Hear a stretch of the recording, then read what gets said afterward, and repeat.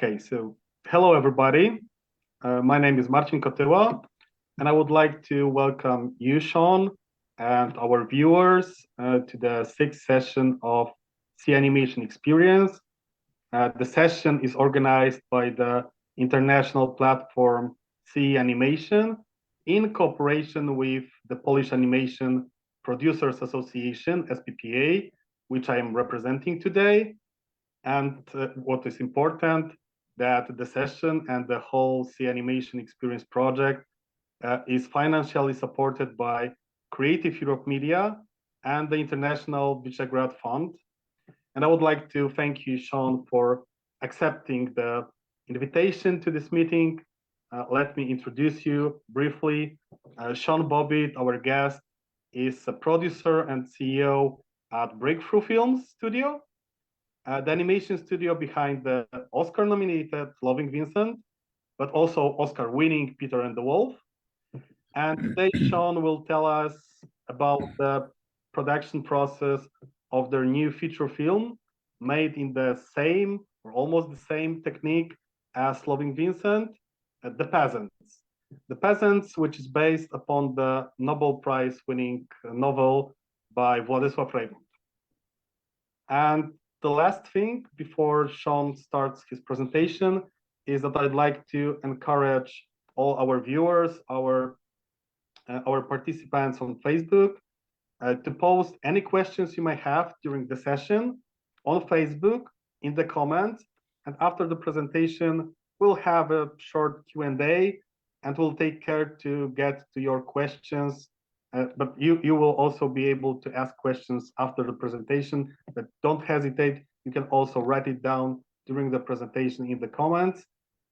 And now, without any further ado, I'm giving like this virtual floor to Sean with his case study with the presentation. Hey, thanks, Martin, for the introduction. So I'm here today to talk about our latest film. Let me just open this up, which is The Peasants. But before I talk about The Peasants, I think it'd be good for me to say a few words about our previous film, Loving Vincent, and how we basically got to this point. Just to give you some context, Loving Vincent was the first feature film which was entirely painted in oil paints. It was a monumental undertaking, and certain scenes of the films, like this opening shot here, took a combined 12 months to animate. Painting every frame of the film was part of the film's philosophy, despite the effort that it took. We wanted to be true to Van Gogh's words, "We can only speak through our paintings." When we were in production on the film, we had no idea how the film would be received by audiences around the world. Even the experts who evaluated the film for the Polish Film Institute had their doubts as to whether an audience would be able to sustain, 90 minutes of this type of vibrant, moving animation.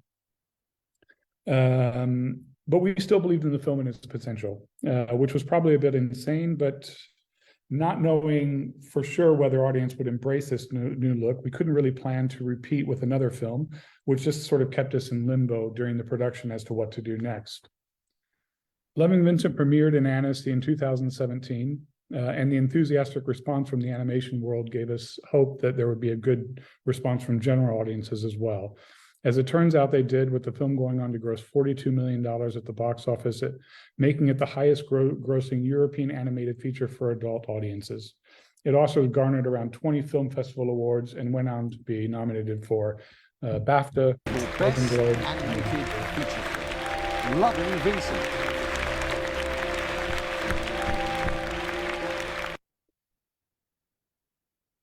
With this type of result, we decided that it was worthwhile looking into doing other films in this painting technique. But there were several roads that we could take when doing this. We could tell the story of another painting using his painting style. And we'd actually looked at doing a film about Munch in this vein. We could tell a story using famous paintings, but not necessarily about the author. And here we actually had, this is some of the concept art from a film that we were developing, a horror film based on the paintings of Goya. And we'd actually mentioned this several times during the promotional tour for Loving Vincent, and we even had the king of horror, Jason Blum, ask for a meeting to talk about it. The final option was to forget about animating famous paintings and painters entirely, and simply find a great story that lends itself to painting animation. Now, each of these paths had its own pros and cons. The first road had the security that we've done it and it worked. The second is not dissimilar to the first. We're still animating iconic paintings, although telling a different story, but it's still intriguing. The last one was probably the riskiest, but it had one huge advantage, not being tied to the paintings to tell the story.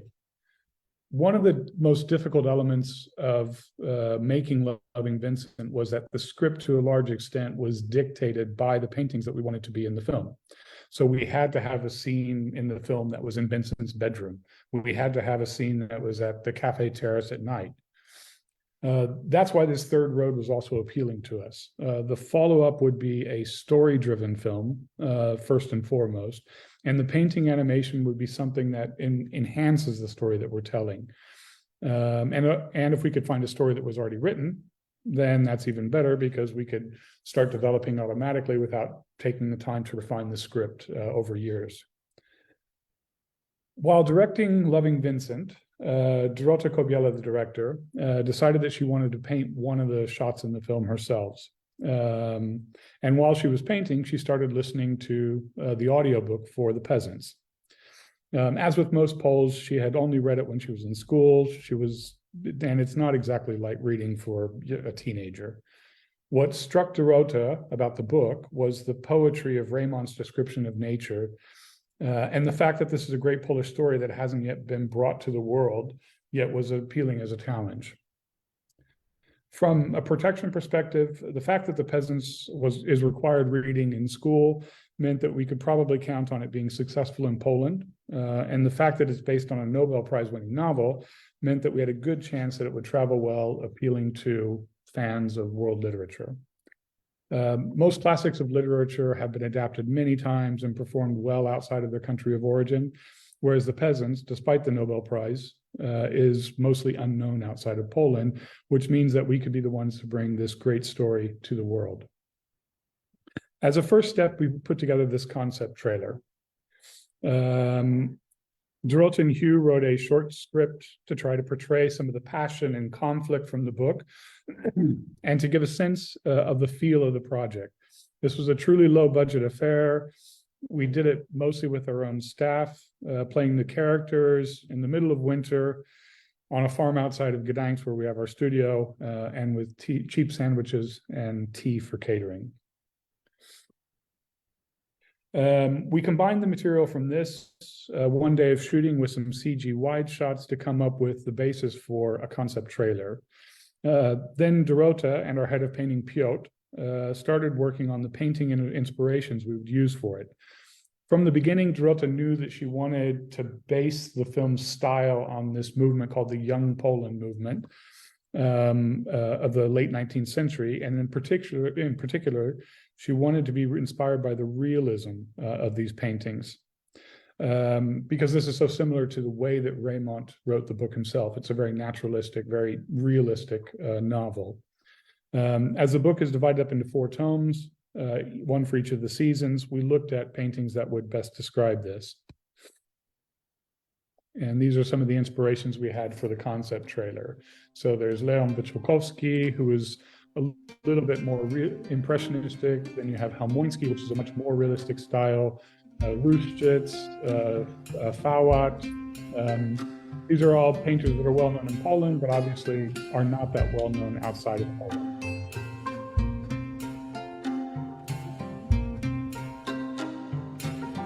Those are some of the inspirations for the summertime shots, the portraits of peasants.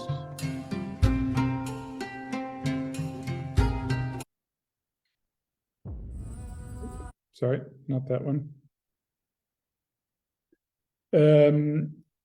Having this preliminary style set, we brought in some of our most trusted painters from Loving Vincent, and we asked them to start painting the material that we had shot. And this is how the first concept trailer of the film looked, which was done, I think, back in 2018.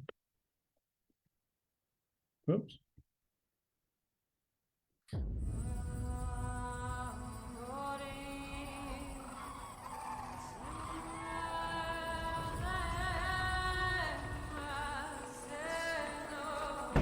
Mamy prawo się o swoje dopominać.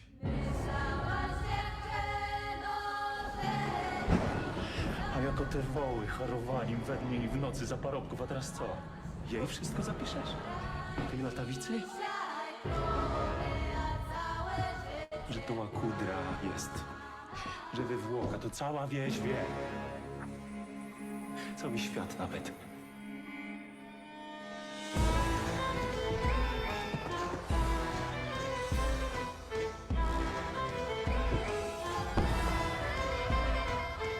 A spał z nią kto chciał.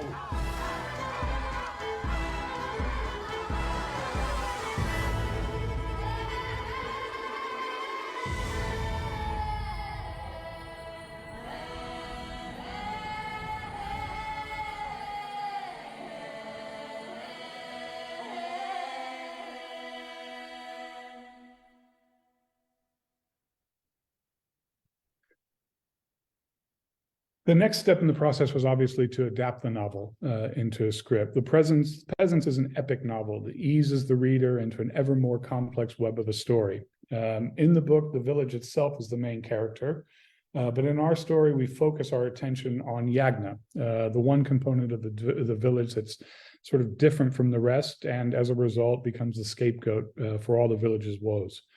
Yagna is the most beautiful girl in the village. An artistic soul that looks for beauty in her surroundings, acts on instinct, and doesn't bother herself with land and how many acres one has. The benefit of adapting a novel is that the story is already there. But as The Peasants is a 700-page book, whereas the audiobook lasts for 40 hours, it's still quite a task to whittle that down to a 100-minute film. To do this, Hugh and Dorota first started by writing a summary of the books, and then cutting out any of the minor characters or subplots. For example, a substantial portion of the book deals with the relations between the peasants and the Russian rulers who were, ruling Poland at the time, especially over teaching Polish in schools. While this is a historically interesting subplot, it's not really crucial for the entire story and would probably not be understood in an international context because of the political situation. So that's one of the reasons why we cut it. The next was to choose the main storyline that we'd be following. And for this, we chose to follow Yagna's story as part of a four-way kind of love tryst between Antek, who is married to Hanka, who starts an affair with Yagna, and then whose mother, unaware of the affair, decides to marry her off to Verena, who is also Antek's father. So it's this sort of like weird love square between these four people who are the main characters in the story. For a while, we debated whether or not to tell the story from Hanka's point of view. Hanka is an interesting character arc because at the beginning of the novel, she's much more submissive to her husband, but once her husband starts cheating on her with Yagna and she finds out about it, she becomes much more of a powerful, very strong female character. But for Dorota, the director, this was always Yagna's story. She's the starry-eyed girl that drifted around outside the norms of the village and gets drawn into a tightening web of jealousy and hatred. Having the script, it was time to shoot the film, the reference shoot. So at the core of Loving Vincent was bringing Van Gogh's paintings to life to tell his story, which was part of the philosophy of the film. The film was very intimate, based on one-on-one conversations for the most part, and as such was very static. The Peasants, however, is a very epic novel. It's about a community requiring a fast-paced, vital, dynamic approach. The story of the Peasants unfolds dramatically, joyfully, passionately, and sometimes shockingly before the audience's eyes. You can get a feel for the scope of the production from this market scene. which we shot, which includes a huge master shot to start off with soldiers, animals, carts, vendors selling their wares. The challenge with our filmmaking technique is that basically we need to do 2 films on the budget of 1. So while Loving Vincent was a much more intimate film, the Peasants needed to be on a big epic scale, but we also had to keep our budget for the live action shoot, the reference shoot, to less than a third of the total budget, so we'd have enough for the painting animation. Therefore, we always need to find ways to sort of keep the scale of live action shoot down, but deliver sort of a big scale result through the use of green screen, VFX, and CG. So we had a whole village to build, but basically we had the resources and the budget to build 2 buildings.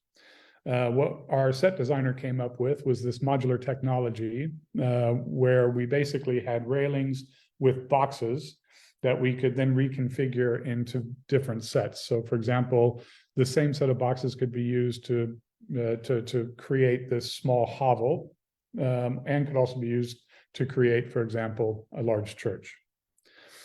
One of the other additional difficulties we had during the shoot was that we were shooting during COVID. We started shooting in August of 2020, so just after the pandemic started. And we were one of the first productions to go back on set. Actually, when we reserved the studio, they had no other offers. It was a little bit difficult at the beginning. Nobody really knew, everybody, this was their first time back on set. Suddenly they're having to wear a mask. I'm yelling at them, put your mask on. People were sort of taking it lightly until after about 10 days into production, we had our first COVID scare with one of the extras tested positive. And we took a week's break, and when everybody came back after the week's break, it was much easier to get them to remember the sanitary regulations. Previously on our films, we did previs sort of as a combination of hand-drawn storyboards, keyframe paintings, and Maya. For this film, we used Unreal, which is a gaming engine by Epic, for most of the previs, but we also used storyboards and Maya as well. For Loving Vincent, we had 77 Van Gogh paintings, which we were aiming to reimagine very close to the original. Whereas for this film, we have about 26 oil paintings, original oil paintings, which we'd like to be recognizable, but not necessarily framed exactly like the original paintings. So they form more of an inspiration than specific images that are supposed to appear in the film. So our previs process as a result was much more flexible and fluid in this film. And here you can see sort of, the use of the Unreal Engine, which is obviously the background created in the engine. And this is, with the actors on green screen added.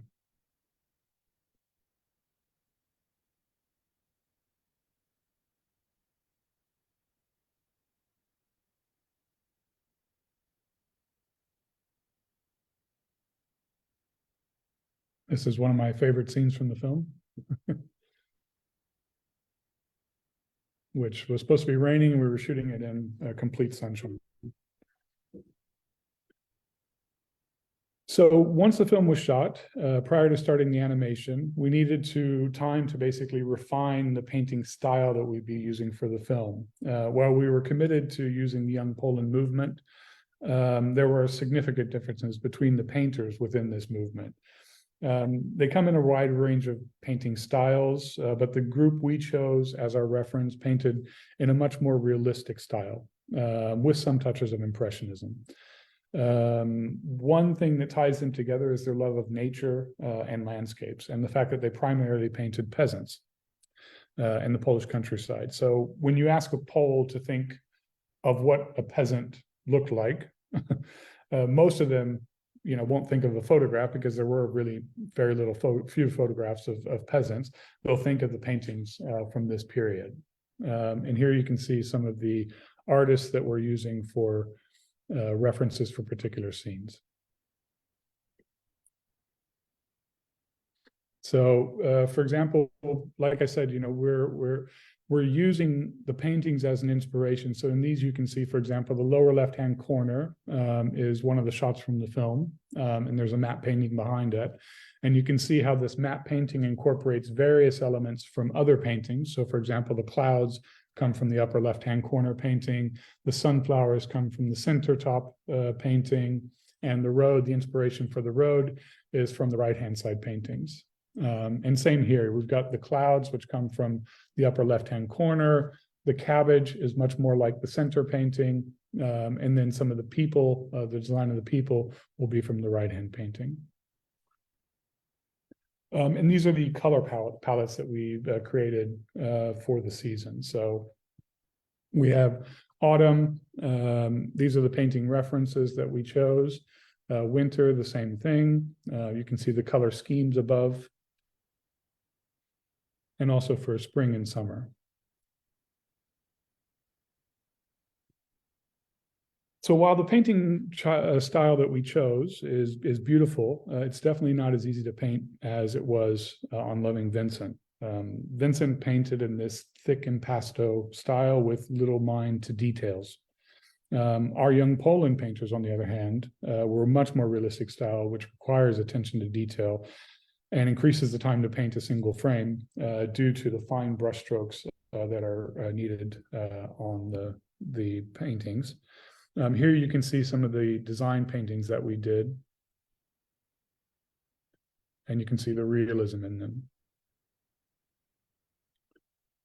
So Mayor, Jagna's mother, the mayor's wife,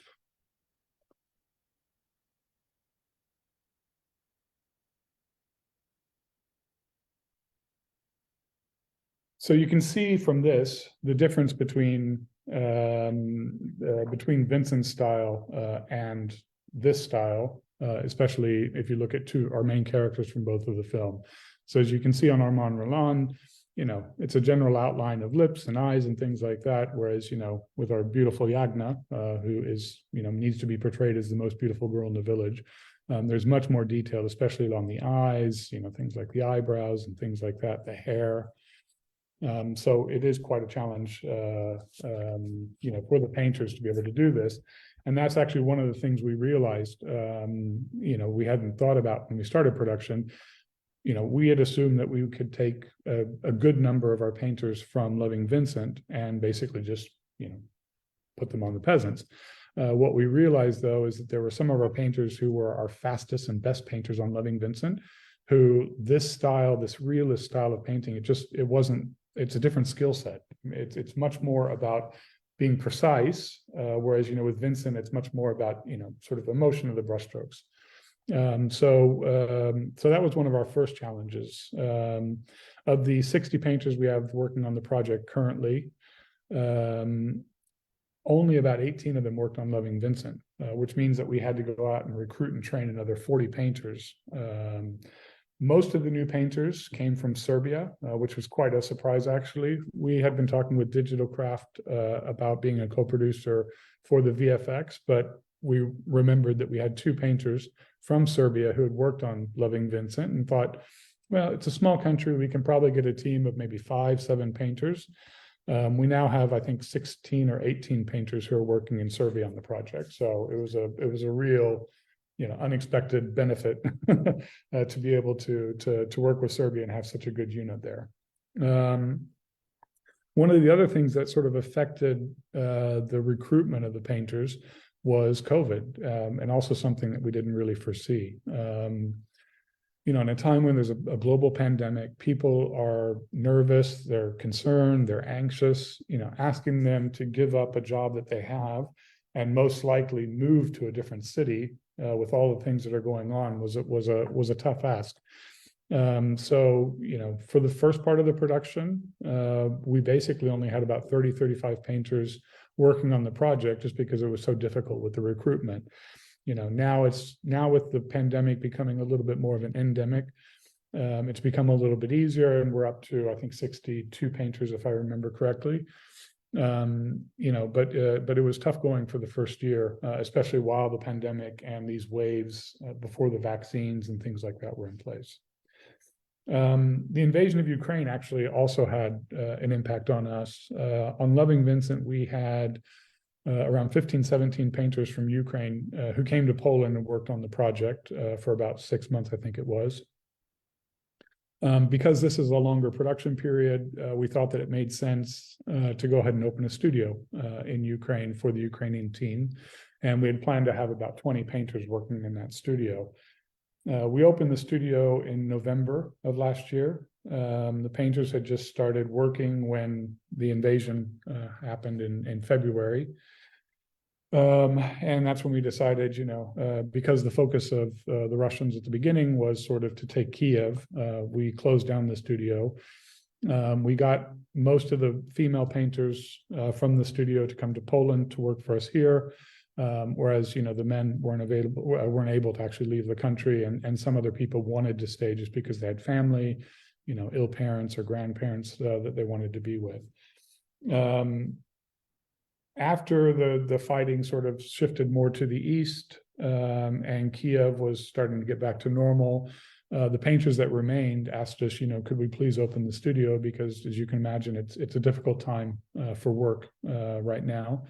And so we decided 6 months after the invasion to go ahead and reopen the studio, not without problems. Currently there are power outages in Kiev, so it's still, tough going, but, at least, there's something for them to do, to be involved in this, and to be able to, basically make a living. Finding the painters, though, wasn't the only challenge that we had.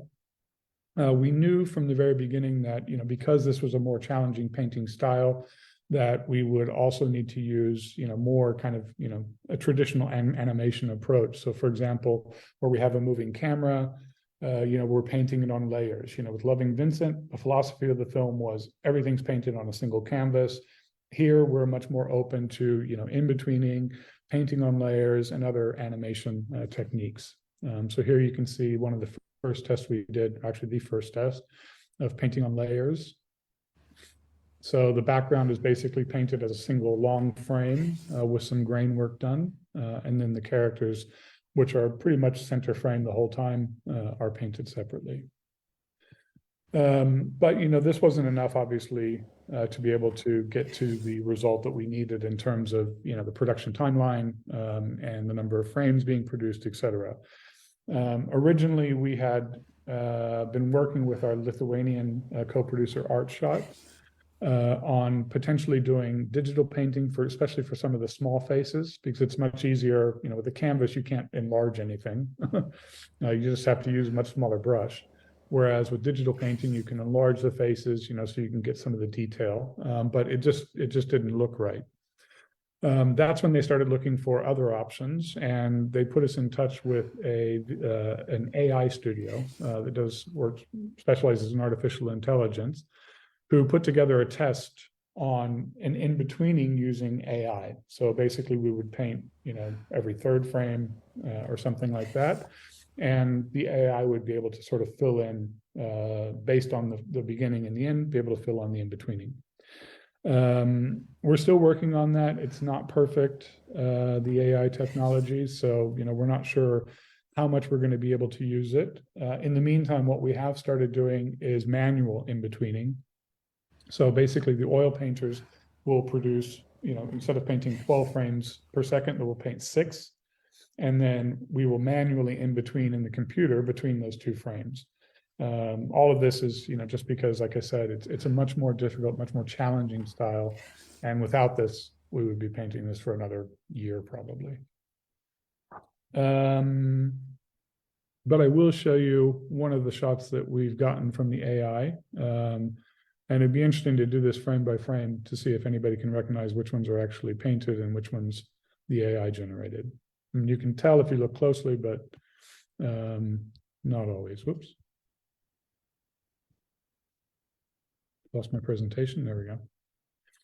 So here it is again. So there are certain things the AI does really well.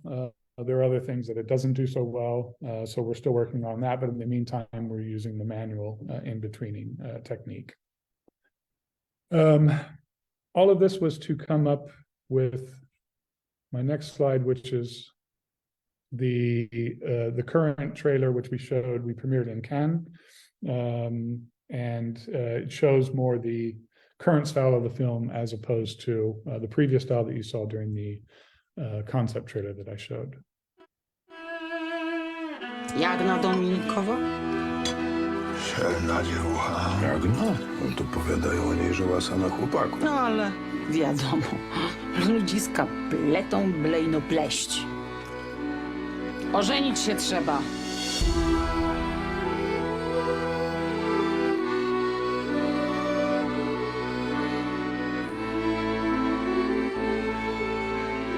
Czysto jedwabne. Nie mogę. Weź, Jagoś. Jakiego męża dostaniesz, taką i gospodarkę. Ojca mojego. Spodobała mi się, to się jej ożenię. Zabronisz? Mam co innego do gadania?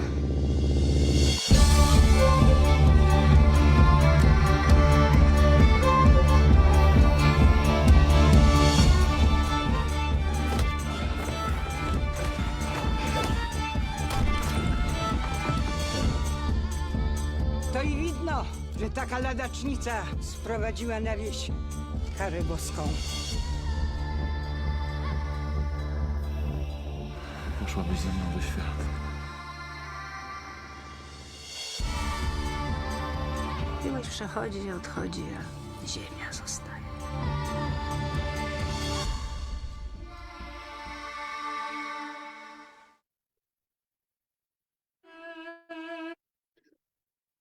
So the last thing, let me just stop sharing the screen. So the last thing I just wanted to talk about is a little bit about the marketing of the film. Loving Vincent had sort of a straightforward message. You know, it was bringing Van Gogh's paintings to life to tell his incredible story, hand painted by a group of over 100 artists. And that was sort of the selling point for Loving Vincent. You know, Van Gogh himself is one of the most popular artists in the world. His museum is the most visited single artist museum in the world. And you don't need to, and his work is very accessible. You know, so you didn't need to be a history buff to sort of appreciate his artwork. When I was at my first CE Animation Forum, I was speaking with someone who had actually worked on quite a few, you know, studio Hollywood animated films. And I began to tell him, he asked, so what are you doing after Vincent? And I began to tell him about the Peasants. After a few minutes, he stopped and said, so basically, from the makers of Loving Vincent, based on a Nobel Prize-winning novel. And that's basically the crux of it. You know, we're selling this much less from the visual point of view and much more from the story point of view than we did with Loving Vincent. When marketing this project, the two most important things are the elements, two most important elements are the story. It's an adaptation of Nobel Prize-winning novel, so the story must be good, and the team behind the project. And so far, the response from distributors has been much better than we expected. While we haven't really been pushing sales during COVID, the sales we have done are basically at a very similar level to what the sales that we did for Loving Vincent, which is very encouraging. So in summary, finding a follow-up to Loving Vincent was a big decision for us. You know, we didn't want to get pegged as the studio that does films about painters based on their paintings. You know, which while it has its benefits, it's a bit too similar to the business model of, you know, the Marvel, you know, universe comics and things like that. It's just sort of kind of a little bit repeating kind of the same type of story over and over. You know, we wanted to make this a unique visual style and apply it to a totally different type of story. And that's why The Peasants was appealing to us. It's a story-driven film rather than style-driven. It's a bit risky, perhaps, using painters that are not known outside of Poland, but their painting style is beautiful, and it really fits with the type of story that we want to tell. Thank you, and if you have any questions, I'm available.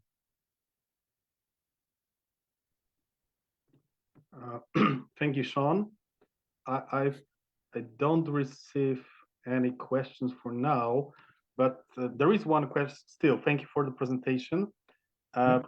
First of all, I would like to mention that I still have the regret that you haven't decided to make this horror animated movie based on Goya paintings, because it really sounds interesting. And I don't know, maybe I hope it was the idea for the future projects. Yeah, no, it was the idea that, you know, when we were traveling, I think Hugh might have made it up sort of on the spot, you know, after one of these Q&As, after a screening, somebody said, you know, what are you planning next? And I think, you know, we'd been fascinated by Goya's, you know, black paintings.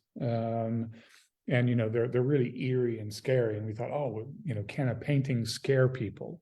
You know, because of the painting as a medium, it's also something that's sort of transformative, morphing. You can, you know, make things seem one thing and then change into something else. So we had, you know, we've been toying around, but, you know, I think, you know, the issue for us was we wanted to get something started. We knew that writing a really good script, you know, based on Goya and his paintings would take a couple of years. So it's one of those things that's sort of on the back burner, developing kind of the story idea, while at the same time, you know, working on something else. Okay, I have the first question, is the question about the technique. Yeah. First, someone is telling that it was very interesting to look into the process, and it looks amazing. So thank you for this comment. And the question is, how much have you been using the rotoscoping techniques? Because the Apollo has been criticized for its use and that it is too far from the animation. And the person who is asking disagrees completely with this. But are you afraid of getting a similar critique of that it's not like the real animation? Yeah. No, we've been in contact with Richard Linklater's producer on Apollo. You know, and we've made appeals, you know, I mean,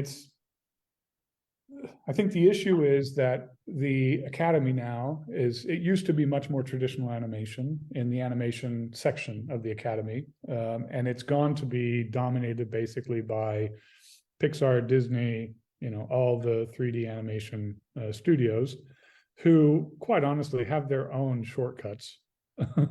When they're doing their animation. It's not like, you know, they do everything by hand. You know, our argument with to the board of the Academy, which, you know, we're supporting them, is that, you know, rotoscopy is an animation form. I mean, it literally, if you look it up on Wikipedia, it says rotoscopy is an animation technique used by such and such. You know, it was patented early on, you know, just because it was so unique and you know, appealing, that it was actually patented. The first feature animation film in the world would never have been made if it hadn't been for elements of rotoscopy being used. You know, Walt Disney, the reason he was able to make his first feature film was because the patent had expired on the rotoscope technology.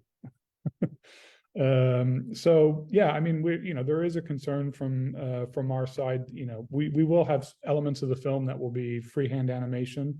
We have these transitions between the seasons. Like I said, the book is divided up into 4 tomes, one for each of the seasons, and we do the same in the film. And this is usually the time in the book that Reymont has these really in-depth descriptions of nature, you know, which are several pages long, but we want to show them basically as a transforming of the earth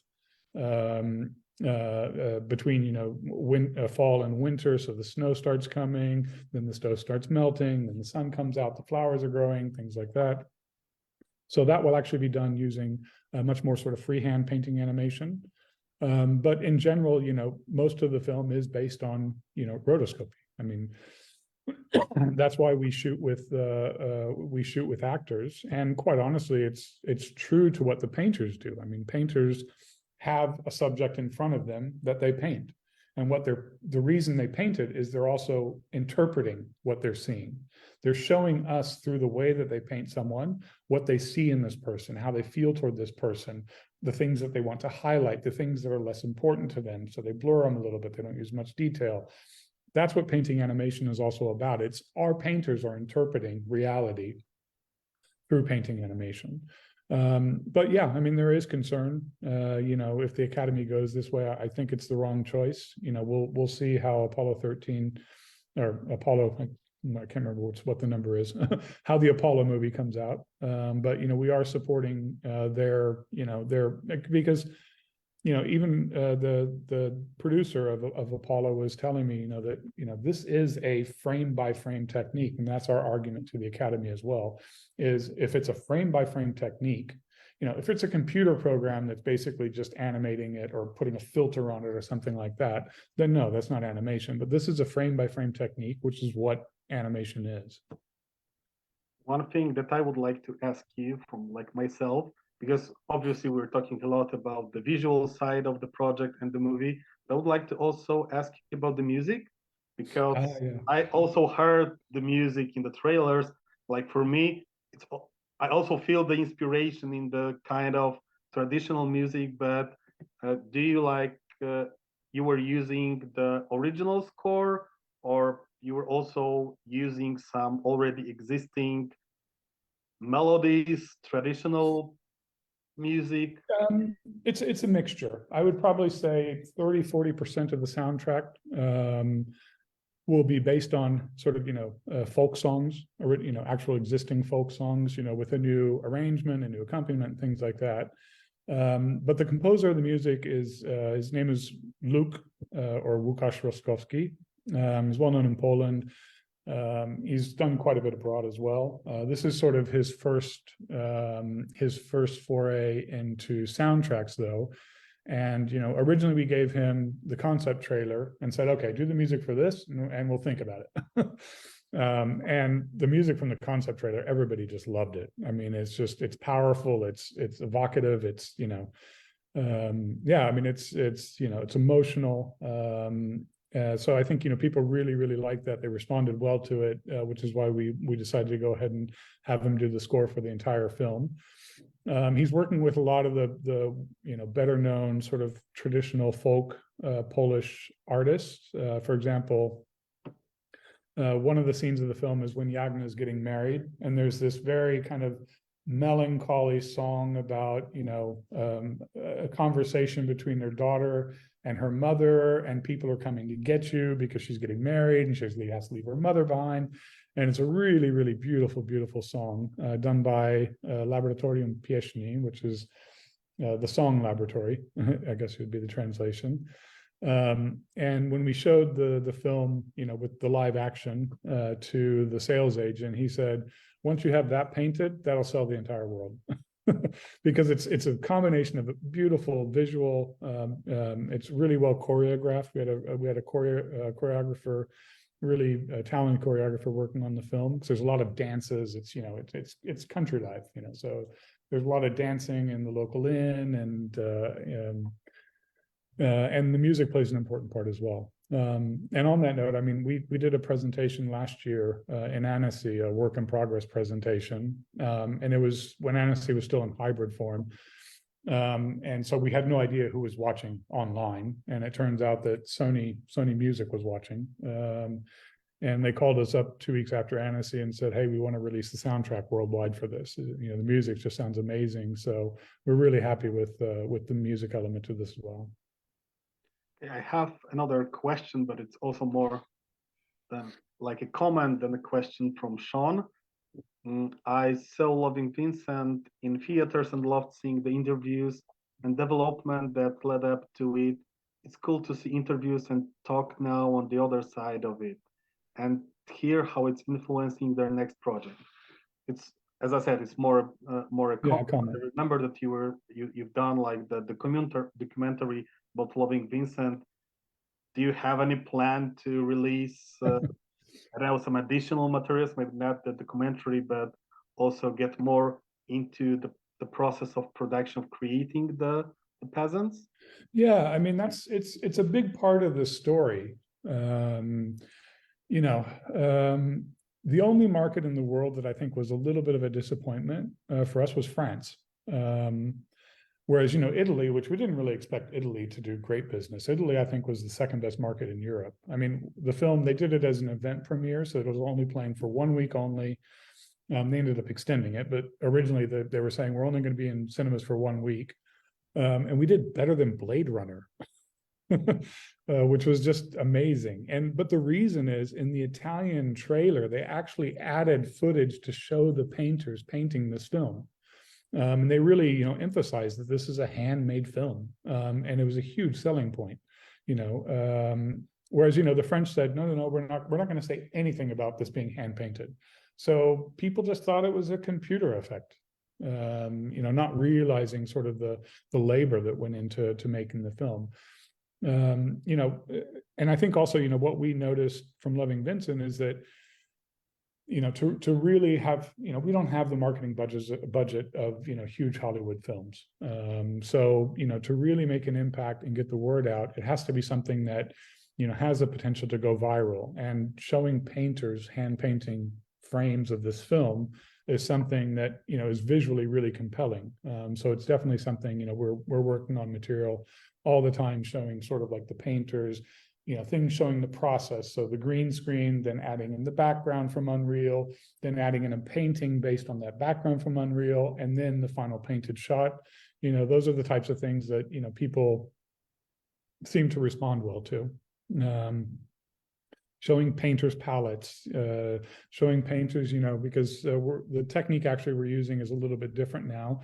There's no projection of reference material onto a canvas, which we had with Loving Vincent. We would basically take the reference material, do a contour version, you know, with like darker lines so you could see where like the important elements like the eyes, the mouth, and things like that were. It doesn't work with this painting style. It's too detailed, it's too precise. It's too many like small, tiny brush strokes for it to really work. So that's why, you know, the painters now, they're not using any reference in terms of, you know, being projected onto the canvas or anything like that. They have the reference material on a computer screen that they can, you know, basically, you know, see how things are going using drag and frame, so they can go between the reference material and the painting. But it's, you know, it's definitely not like with Loving Vincent, where you had, you know, thick contour where you could actually just, you know, take your brush and go along the line there. We have also a question, like how far do you think till now we will be able to make these kinds of films by using only AI post-processing? Is there any other value in using this kind of technique except the admiration of the labor-intensive creative process? You know, quite honestly, if there was an AI that could do this well, when we first started speaking to the AI company from Lithuania, you know, they presented results based on, you know, in-betweening, typical in-betweening. So we basically had a shot that had actually been done fully. We only gave them every other frame, and then they in-between those frames. And it actually looked really good. I mean, you know, here and there, there'd be like some small errors that you could fix, you know, with digital painting. But other than that, you know, it looked really promising. At some point in the process, they got it into their head that they wanted to see if we did one painting, if the AI could actually like do the painting itself. And the short answer is no. I mean, you know, I suppose if you wanted to use it for a short form, then you could do it, or a commercial or something like that, where the painting isn't as important. But I think it's almost impossible for an AI to get the peculiarities of how a painter paints, you know, how they make this line. You know, there was always this problem where, you know, we had like one shot that they were trying to do, you know, just as a test, where we had, you know, sort of like, you know, some keyframes, and then they were seeing if the AI could interpret and do its own painting by that. And it just, you know, there were so many things that were wrong with it that we just said, you know, give it up, you know, we're not going to use that. But, you know, I mean, it's a process, you know, with Loving Vincent, people were constantly coming to us and saying, you know, why are you doing this by hand? Why did you do this in the computer? And so we're slowly moving toward, you know, at least using, you know, computer in-betweening, for example, by hand computer in-betweening. to work on the film. We're looking into AI. We'll see if it works. It might work for some simple shots where there's not as much movement and where there's, good contrast and things like that. But the long and short of it is that when you look at it actually painted and you look at what the AI can produce only by itself without using our paintings, then there's a huge difference. If it's only like a small step, in betweening, then it might be possible. We still haven't gotten the results that we wanted, but we'll see what happens. We have also a question about the cast. Was it important to have a certain names, faces, as this is an animated film? Like for me, at least part of the cast is really well known and I think that they're well known for the Polish audience. But yeah, how it was with the casting? Yeah, I mean, it was important. I mean, we think that this is one of those films that will live on in Polish cinematography for years and years and years to come. I mean, it's a classic novel. It's something that schools, hopefully students, preparing for their final exams will want to watch the movie to brush up on the story of the peasants. So we definitely wanted it to have big name cast for Poland. I mean, most of the actors aren't known very well outside of Poland. Maybe Robert Gulaczyk, just because he played Vincent van Gogh in Loving Vincent. But other than that, it's mostly actors that are well known in Poland.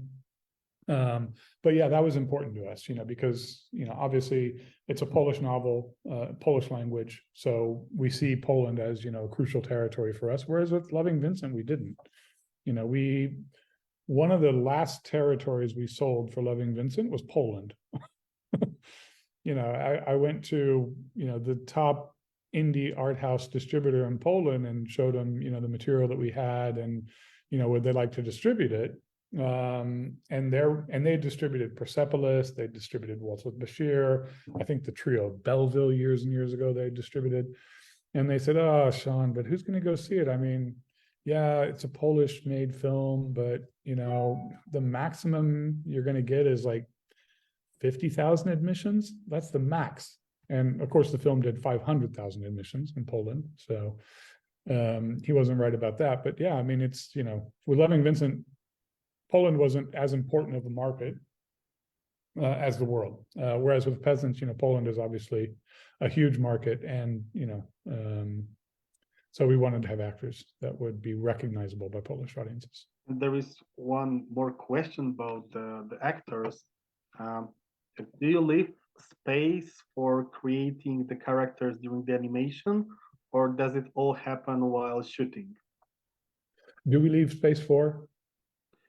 The question is, have you left the space for creating the characters during the animation process, or everything was happening while shooting? Most of it happens while shooting. I mean, shooting is basically the story of the film. It's the framing. I mean, we obviously do the previs using Unreal, and so we would have, okay, this is how we want the camera set up and things like that for different shots. But I mean, especially with the Peasants, just because it's a really emotional story, a lot of times we would go on to set, knowing where the action takes place, but not exactly how we wanted to shoot it, just because we wanted to see the actors in the space, how their relationship between each other is, what their movement's going to be. Are they going to cross the room? Are they going to, because there's a lot of conflict in the Peasants. I mean, so a lot of that, you want to get it sort of, with your actors on set. So most of it was done on set. And there is also a short question. Why did you choose the 25 frames per second? No, we're doing 12. Okay. Yeah. Why didn't we? Or no, it was why do you choose? But I understand that you didn't. So no, we're doing 12. We'd actually done some tests previously doing 24 frames per second. But the problem is it just looks like a filter then. It looks like it because and also it's just it's painstaking just because now our painters oftentimes are moving the line by a millimeter at a time, so then they would actually be moving by a half a millimeter at a time. Yeah, it's really I don't think that you appreciate as much when it's 24 frames per second. And I don't think it looks like this traditional form of animation if it's 24 frames per second as well. And another question, sounds like a complex production, having actors, Unreal Engine painters, AI, etc. And how do you secure consistency? Well, we have our head of painting animation, in Dorota. But in terms of consistency, and I think I actually skipped over that in my presentation, but when I was showing the keyframes, basically, whenever we have a scene, that has specific lighting or a specific location or something like that, we first do like a keyframe. And this is basically showing anybody who's working on this scene, this character should be painted using these colors, using these types of brushstrokes, etc. The background should look like this. This is the color scheme for the entire shot. So we do these keyframes basically to, and the painters, when they get, the shot that they're painting, they'll have in their package all the reference materials, all the keyframes, any, painting so if it's based on a painting by a Polish painter, or, sometimes we use French or Dutch painters as well. But if it's based on a painting, then they'll also have the painting there that they can sort of, look at the brush strokes and to keep in mind when they're doing their animation. We have also a question about this like shooting part, live action shooting part. Does DOP use lamps and equipment in a different way for subsequent painting of film frames? I understand that the question is about did the DOP were using like the different settings of lamps and equipment for the future film frame painting? No, I think, we shot it as a regular film would be shot. So the DOP that we had, like for Loving Vincent, we actually had a DOP that does the animation in Wes Anderson's films. So we actually had a DOP who understood animation as well, and stop motion animation, because Wes Anderson uses puppet animation. But for the Peasants, we needed a much more dynamic camera style. There had to be moving cameras. It had to be much more dramatic. So we basically just brought in a DOP. We had Kamil Polak was our co-DOP, and he was sort of more the animation VFX side of the DOP job, whereas the framing, what lens to use, lighting, things like that, that was Radek, who was our sort of cinematographer DOP. Yeah, I also see the comment from the person that were asking about the 25 frames per second, that she's surprised because it looks like 25. Well, that's the difference actually between Peasants and Loving Vincent. Loving Vincent had thick and pastel and highly contrasting colors. So you have bright yellows on bright blues with bright greens. There's no toned down colors. So having it 12 frames per second makes it much jumpier than for example, the Peasants, where it's 12 frames per second still, but because the color palette's toned down, because you don't have as thick brush strokes. So it makes it actually look, even though it's 12 frames per second, it makes it look much smoother than Loving Vincent. I think it's actually easier to watch than Loving Vincent. Okay, we don't have any questions like for now, more for the audience, but we're also slowly heading to the end. I would also like to ask you about the locations, because I know that part of the shooting was made in the studio, but you also have some locations. And was it like in Poland, how you were like looking for the locations? Yeah, I mean, a couple of locations were really, really hard to find, but there were certain things that we knew doing it in the studio would actually cost more than going to location because, in general, being in the studio is easier because you have a full, 12-hour shooting day. Whereas when you go on location, you have to subtract from that the time to get to the location. If, the lunch area, catering is too far from the shooting area, then you have to factor that in. So from like a 12-hour day, you go down to like a 9-hour day. You lose like 3 hours, plus the travel, setup, moving all the equipment and all of that. So, we tried to limit, what we shot on location, but in certain scenes, it wouldn't have made sense to do it any other way. So, for example, Barinna, the main character, dies in the film. So it's not really a spoiler if you read the book.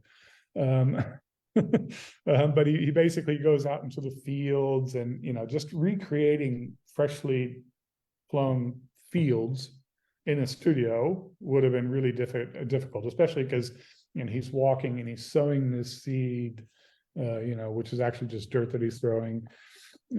Or, for example, the scene that I said before was one of my favorite scenes in the film. There's a cart that's being pulled by a horse up a hill that's muddy. So recreating that in the studio would have been a nightmare. So yeah, when we did, I think around 7 days. No, actually longer, because the entire ending of the film we did on location. Just because also, it was dramatic terrain and all of that. Plus there's a battle scene in the film where the peasants are battling with the people from the manor, and there's a lot of stuntmen and horses and fire and things like that. So we did that on location as well. Okay, I believe that we don't have any more questions, so I would like at the end ask the probably maybe most obvious question, like on which stage you are right now, and do you already know when we can expect to see the final movie in the cinemas?